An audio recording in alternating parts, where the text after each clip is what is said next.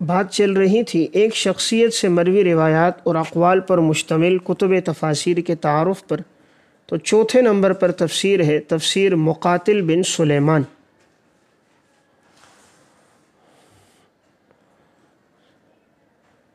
تفسیر مقاتل بن سلیمان، شیخ مقاتل بن سلیمان رحمہ اللہ متوفی 150 ہجری۔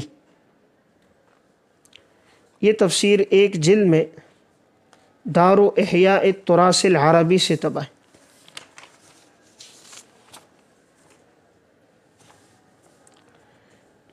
اس تفسیر میں بھی مقاتل بن سلیمان رحمہ اللہ کی جو آراء ہیں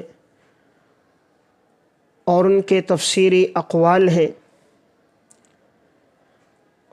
اور ان کی تفسیری روایات ہیں، ان کو بالترتیب یکجا کیا گیا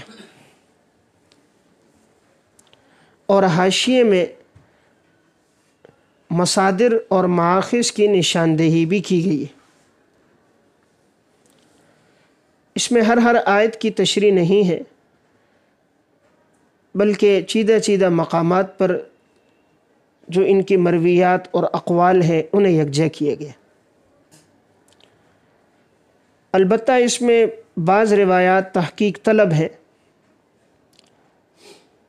جب تک ان کی تحقیق نہ ہو تو ان روایات کو آگے نقل نہ کیا جائے۔ بعض روایات اور آثار منقطع بھی ہیں اور بعض پر جرح بھی زیادہ ہوئی ہے اور بعض میں ضعف شدید بھی ہے اور بعض موضوع بھی ہیں۔ اس لیے جب تک تحقیق نہ ہو ان روایات اور آثار کو آگے نقل نہ کیا جائے۔ ان کی بعض تفسیری باتوں سے اہل علم نے اختلاف بھی کیا ہے، اس لیے جمہور اہل علم کی آراء کو سامنے رکھا جائے۔ جو تفسیر جمہور علماء نے کی ہے اسے مقدم کیا جائے اور شذوذ سے اجتناب کیا جائے۔